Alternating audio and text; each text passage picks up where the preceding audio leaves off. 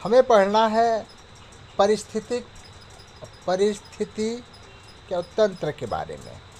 देखिए, परिस्थिति तंत्र होता जो है, यहाँ पे ऐसे कहा जाता है कि जिसका तंत्र में जैविक एवं अजैविक, जैविक का अर्थ होता है सजीव और अजैविक का अर्थ होता है निर्जीव। यानी जिस तंत्र में जैविक और अजैविक घटक क्या क्या परस्पर सहयोग से जीवन का निर्वहन करते हैं, वह परिस्थिति तंत्र कहलाता है। यह जैविक एवं क्या होता है, अजैविक तत्वों के सकल का योग होता है और एक ही क्षेत्र में निवास करता है। इसे अंग्रेजी में इकोलॉजी कहा जाता है। परिस्थिति तंत्र को अंग्रेजी में इकोलॉजी कहा जाता है। इकोलॉजी की उत्पत्ति जो है, इकोलॉजी शब्द की उत्पत्ति ग्रीक भाषा के ओइकोस एवं लोगस दो शब्दों के योग से बना है। ओइकस का अर्थ होता है वास स्थान, यानी जिस जगह पर हम निवास करते हैं, अर्थात रहने की जगह। वास स्थान अर्थात रहने की जगह। लोगों का अर्थ होता है अध्ययन करना, अर्थात निवास स्थान के अध्ययन को ही इकोलॉजी कहते हैं। अब जो है इसको समझ लीजिए, अभी समझेंगे पूरे विस्तार से। इसके बारे में सन 1935 में ब्रिटिश परिस्थितिकीविद आर्थर टैक्सले ने, यानी परिस्थितिकी का जो सिद्धांत था, इसको आर्थर टैक्सले ने कहा कि परिस्थितिकी तंत्र जो शब्द है इसका निर्माण किया, उन्होंने गढ़ा।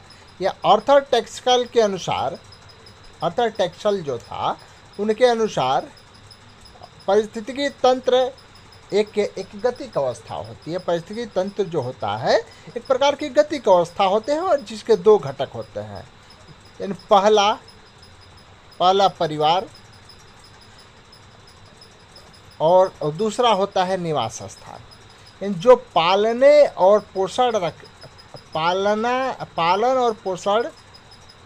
पोषण और रक्षा करता है।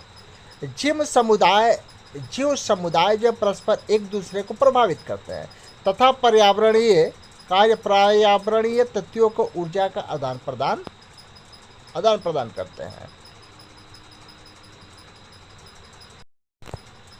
इसको समझ लीजिए डायग्राम के माध्यम से। यह आपका हो गया परिस्थितिकी तंत्र, और इसके दो घटक होते हैं, एक जो है जैविक तत्व और एक अजैविक तत्व। जैविक तत्वों में आते हैं मृदा एवं जलवायु आते हैं।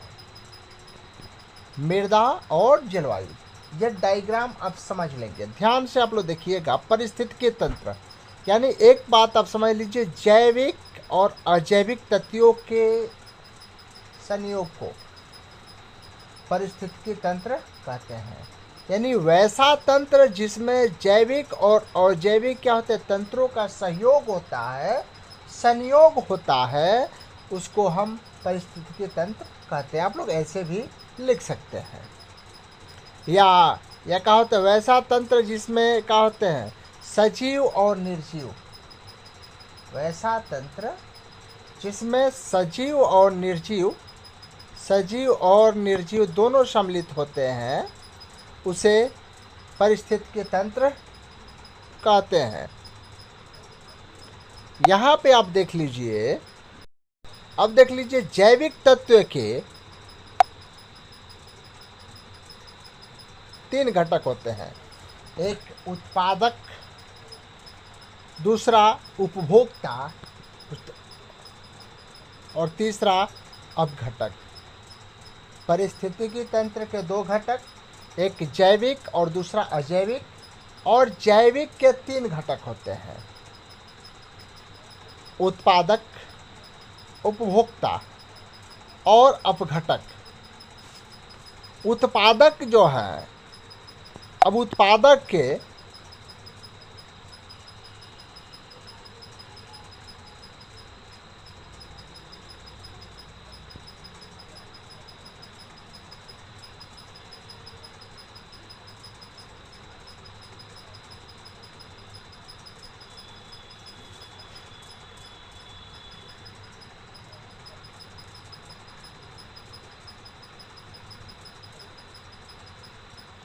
अब उत्पादक जो है, उत्पादक के अंतर्गत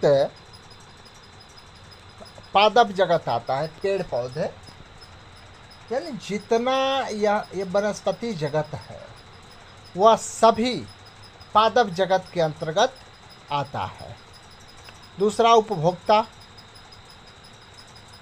उपभोक्ता के चार घटक होते हैं। पहला प्राथमिक उपभोक्ता, दूसरा द्वितीयक उपभोक्ता, तीसरा क्या होता है तृतीय उपभोक्ता, और चौथा उच्च मांसाहारी उपभोक्ता। इन चारों घटकों के बारे में हम आगे अध्ययन करेंगे, जिसमें हम पढ़ेंगे किसके बारे में, आहार श्रृंखला के बारे में, उसमें अध्ययन होगा। तब तक हम इसको समझने का प्रयास करते हैं। अब जो अजैविक घटक हैं, अजैविक घटक के तीन रूप होते हैं। एक क्या होता है कार्बनिक घटक, जिसमें जल, लवण और गैस आता है।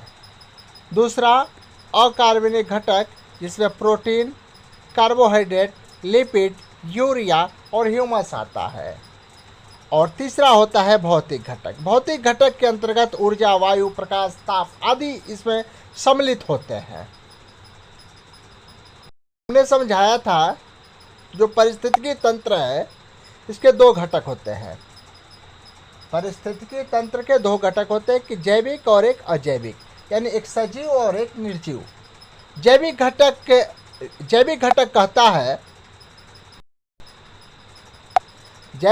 कहता है कि हर जीवित घटक जो भोजन, प्रजनन एवं अन्य जीवों को प्रभावित ऊर्जा का आदान प्रदान एवं विकास करता है, वह जैविक घटकों में शामिल होता है। जैविक घटकों में तीन घटक शामिल होते हैं। इन तीनों घटकों के बारे में अभी आप जान। इसका पहला घटक होता है उत्पादक, दूसरा उपभोक्ता, और उपभोक्ता के चार घटक, प्राथमिक उपभोक्ता, द्वितीय उपभोक्ता, तृतीय उपभोक्ता और चौथा डी यानी उच्च मांसाहारी उपभोक्ता, और यह तीसरा अपघटक। इसके बारे में हमने आप लोगों को डायग्राम में समझाया हुआ है। अब इन सब के बारे में एक एक करके अब हम जानेंगे।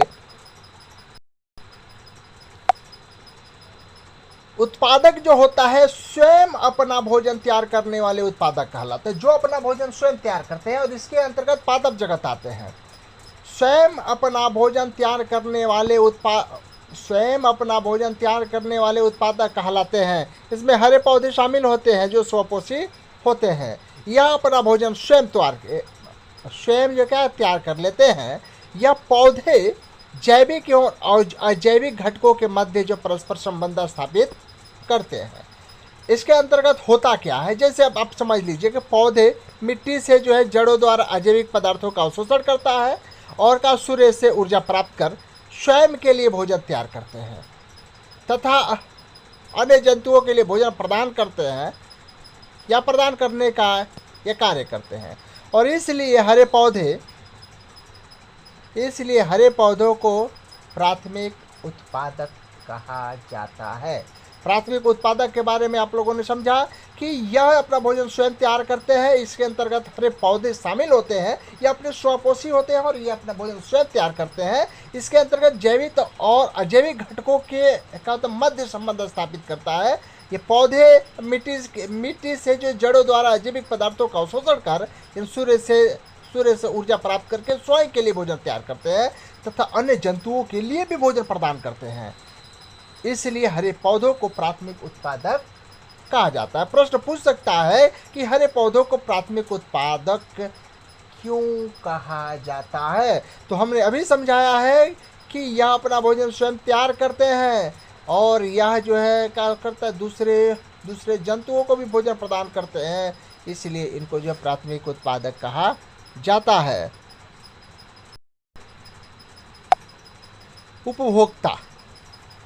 उपभोक्ता में वह सभी जीव शामिल होते हैं जो भोजन के लिए प्राथमिक उत्पादक यानी हरे पौधों या अन्य जीवों पर निर्भर रहते हैं।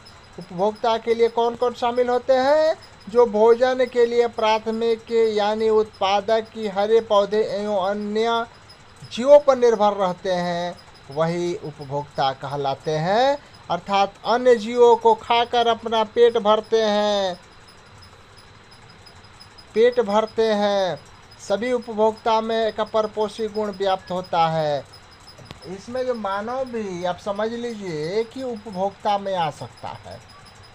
एक खरगोश है, चूहा भी ले सकते हैं, यानी अभी जो भोजन का पादपों से तैयार करता है, पादपों से प्राप्त करता है। अब आप लोगों देख लीजिए कि प्राथमिक उपभोक्ता में आता क्या क्या है। प्राथमिक उपभोक्ता में हरे पौधे प्राथमिक उत्पादकों से अपना भोजन प्राप्त करने वाली शाकाहारी जीवों को प्राथमिक उपभोक्ता कहा जाता है। प्राथमिक उपभोक्ता में कौन कौन जीव आते हैं इसके बारे में आप देख लीजिए। टीडा, कीट, तितली, गिलहरी, चिड़िया, खरगोश, हिरण, गाय, भैंस, बकरी आदि, ये सभी जो है प्राथमिक उपभोक्ता के अंतर्गत आते हैं। और द्वितीय उपभोक्ता को प्राथमिक उपभोक्ताओं को अपने भोजन के रूप में क्या होता है, ग्रहण करने वाले उपभोक्ताओं को द्वितीय उपभोक्ता कहा जाता है। यानी प्राथमिक उपभोक्ता में टीडा, कीट, तितली, गिलहरी, चिड़िया, खरगोश, हिरण, गाय, भैंस, बकरी आदि यह प्राथमिक उपभोक्ता में आते हैं। और प्राथमिक उपभोक्ता को जो खा जाए, मेढक कीट को खा जाए, यानी जो जीव यानी क्या हो जाए, जिस जीव को खा जाए, इसे मान लीजिए कि क्या हो जाएगा, टीडा, कीट पतंग आदि को मेढक भी खा जाता है। यानी दूसरा उपभोक्ता अगर पहले उपभोक्ताओं के भोजन, प्राथमिक उपभोक्ताओं को अपने भोजन के रूप में ग्रहण करने वाले उपभोक्ताओं को द्वितीय उपभोक्ता कहा जाता है। और यह उपभोक्ता मांसाहारी होते हैं। यह जो उपभोक्ता होते हैं मांसाहारी के रूप में होते हैं। अब इसके बाद से समझ लीजिएगा तृतीय उपभोक्ता। द्वितीयक उपभोक्ताओं को अपना भोजन बनाने वाले जीवधारी तृतीय उपभोक्ता कहलाते हैं। जो द्वितीयक उपभोक्ताओं को खा जाता है वह क्या तृतीय कहलाता है, और जो क्या प्राथमिक उपभोक्ताओं को खा जाता है वह द्वितीय कहलाता है। यह आप लोगों ने समझा। उसी तरह से द्वितीयक उपभोक्ताओं को अपना भोजन बनाने वाले जीवधारी क्या कहलाते हैं, तृतीयक उपभोक्ता कहलाते हैं। यह भी मांसाहारी जीव होते हैं, जैसे बिल्ली, लोमड़ी, नेवला आदि कर लीजिए। अब यहाँ पे आप समझ लीजिए उच्च मांसाहारी उपभोक्ता। उच्च मांसाहारी उपभोक्ता, इसमें वह शिकारी मांसाहारी जीव शामिल होते हैं जो सभी प्रकार के मांसाहारी जीवों को खा करके अपना भोजन क्या करते हैं, ग्रहण करते हैं। और इन जीवों को कोई और जीव अपना शिकार नहीं कर पाता है और यानी भोजन नहीं बना पाता है, जैसे बाघ, शेर, चील इत्यादि इसके अंतर्गत आ सकते हैं, तो यह उच्च मांसाहारी उपभोक्ता के अंतर्गत। अब आप देख लीजिए, अपघटक के बारे में हमें जानना है। अपघटक वह सूक्ष्म जीव होते हैं जो मृत जंतुओं एवं वनस्पतियों को सड़ा गला करके अवयवों में तोड़ देते हैं और इसी से अपना भोजन ग्रहण करते हैं। इस प्रक्रिया के दौरान अपघटक जटिल पदार्थों को सरल पदार्थों में बदल देते हैं, जिसका उपयोग प्राथमिक उपभोक्ता यानी हरित पादप, हरे पेड़ पौधे अपना भोजन के निर्माण में करते हैं। अब इसको थोड़ा जो डायग्राम में समझ लीजिएगा। घास आपका जो है प्राथमिक उत्पादक हो गया। प्राथमिक उपभोक्ता जैसे कीड़ा, अभी हम बता रहे थे, जिसको हम लोग देहात में सुगा होगा कहते हैं, तो प्राथमिक उपभोक्ता सुगा को मान लिया कि मेढक खा गया, तो मेढक हो जाएगा द्वितीय उपभोक्ता। इसको मान लिया, अच्छा मान लीजिए कोई पंछी ही खा गई, तो आपकी जो द्वितीय उपभोक्ता हो गई। कीड़ा को जो खाए, जो प्राथमिक उपभोक्ता को खाता है द्वितीय उपभोक्ता कहलाता है। ध्यान में रखेंगे। अगर मान लिया हम घास ले लेते हैं, घास उत्पादक है और घास को जैसे मान लीजिए कोई क्या करता है, जैसे का बकरी खा गई। मान लिया कि घास उत्पादक है और घास को खा गई बकरी, तो बकरी आपकी प्राथमिक उपभोक्ता है। उसके बाद से बकरी को खा गया लोमड़ी या कुछ भी हो सकता है। तो जैसे इससे जो जैसे हमने बताया है कि टीडा को खा गया कोई पंछी, तो टीडा प्राथमिक उपभोक्ता है, पंछी द्वितीय उपभोक्ता हो जाएगी। और जो पंछी को खा जाए वो क्या हो जाएगा, ध्यान में, तृतीय उपभोक्ता हो जाएगा। और जो इन सबको खा जाए वह उच्च उपभोक्ता या क्या होता है, चतुर्थ उपभोक्ता के चतुर्थ श्रेणी के उपभोक्ता कहलाता है। जैविक घटक के बारे में अध्ययन हुआ। अब हम अध्ययन करेंगे अजैविक घटक के बारे में। तो पर्यावरण में मौजूद सभी निर्जीव घटक अजैविक घटकों में शामिल होते हैं और अपघटकों के अपघटन द्वारा मृत वनस्पति एवं जंतुओं को कार्बनिक एवं अकार्बनिक घटकों में विभक्त कर दिया जाता है। कार्बनिक एवं अकार्बनिक घटक मिलकर के निर्जीव वातावरण का निर्माण करते हैं, वह अजैविक घटक कहलाते हैं। और अजैविक घटक के 3 घटक होते हैं, कार्बनिक घटक, अकार्बनिक घटक और भौतिक घटक। इसके बारे में हमने ऊपर जो डायग्राम था उसके चर्चा किया हुआ है, आप देख सकते हैं। एक कार्बनिक घटक जो है, कार्बनिक घटकों में प्रोटीन, कार्बोहाइड्रेट्स, वसा आदि आते हैं, जिसके अपघटन पर यूरिया और ह्यूमस आदि पदार्थ उत्पादित होते हैं। ह्यूमस और यूरिया आदि पदार्थ इससे क्या होते हैं, उत्पादित होते हैं। इन अकार्बनिक पदार्थों को पुनः ग्रहण कर पौधों द्वारा भोजन तैयार किया जाता है।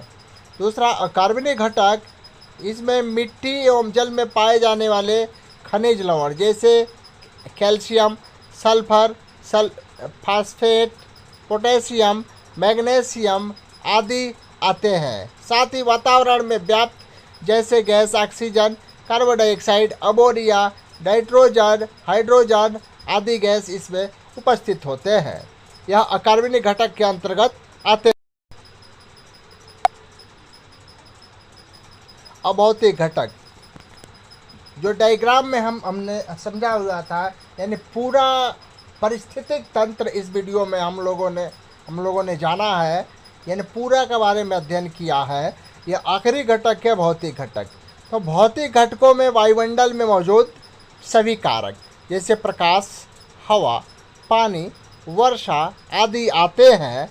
यानी पौधों द्वारा सूर्य की ऊर्जा को प्रकाश संश्लेषण की क्रिया द्वारा कार्बनिक ऊर्जा में परिवर्तित किया जाता है, और यह कार्बनिक ऊर्जा कार्बनिक अणुओं के रूप में संचित रहती है, और यही ऊर्जा संपूर्ण जीवीय समुदाय में प्रवाहित होती है, और इसी के द्वारा पृथ्वी पर जीवन संभव होता है। धन्यवाद।